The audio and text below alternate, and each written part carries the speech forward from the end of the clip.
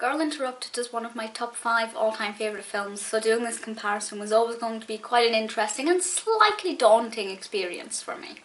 Now I will point out two things straight away. This will absolutely 100% contain massive spoilers that will ruin the film especially for you, and also this is kind of triggering.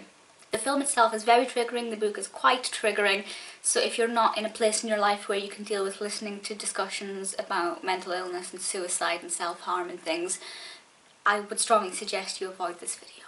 So if you've no idea what Girl Interrupted is, it's a story about this girl called Susanna who finds herself as an inpatient in the McLean hospital in Massachusetts in the 1960s, and it's actually based on truth, which I knew. I knew the film was based on a true story, but I didn't realise that the book version by Susanna Kaysen is actually a memoir. I thought it was an autobiographical novella, but it's not, it's an actual memoir.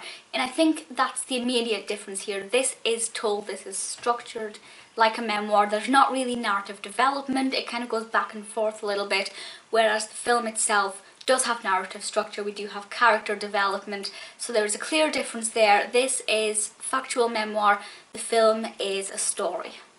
So for the most part I feel like the film took a lot of its elements from this. For example, the scene with the ice cream parlour is in this, although I'm not entirely sure Lisa is in it when in the book, because it kind of jumps back and forth and mentions different things quite rapidly, and it's kind of hard to keep up with what's what. But I think the thing that makes this the most easy to digest, having first seen the film, is the fact that a lot of the key characters are in this. So Susanna, first of all, who is played by Winona Ryder in the film, and I love Winona Ryder, so that's brilliant. In the book, Susanna talks mostly about her time there in terms of how it affected her mental health and things like that, which is obvious.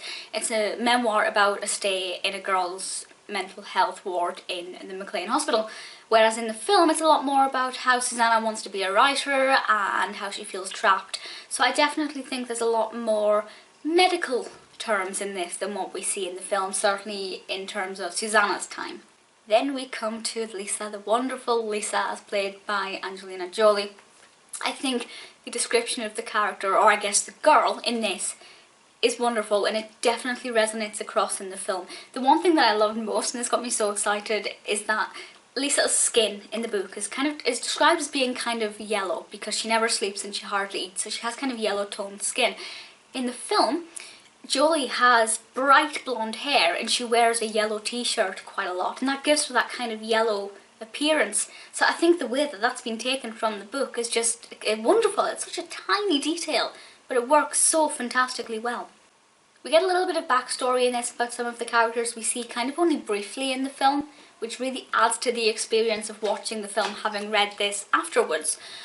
The character of Daisy is more prominent in the film, however, than she is in the book, and this is a massive spoiler, but in the film, as you will know because I'm assuming you've seen it, Daisy commits suicide, and that's quite a big part, it's a big turning point in the film, and it really affects the girl's mental health. And there's this vivid scene of Daisy hanging by her noose with Susanna as Winona Ryder standing in front of her. Very prominent moment, very beautifully done in the film, of course wonderfully acted by Brittany Murphy. In this, that moment takes up about half a page. If I remember rightly from the book, Lisa and Susanna aren't even there when it happens, so it's completely different, but from a narrative storytelling perspective it works much better in the film.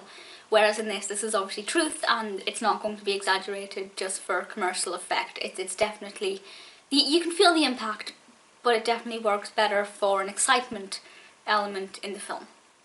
The book version also feels a lot more dated, as in you can feel like it's the 1960s, whereas I think the film version is a bit more timeless. I don't know which one would be more triggering. I think the film is more triggering purely because of the cast, and if I particularly like those cast members, which I do, I think that's going to be a lot more triggering than the book version.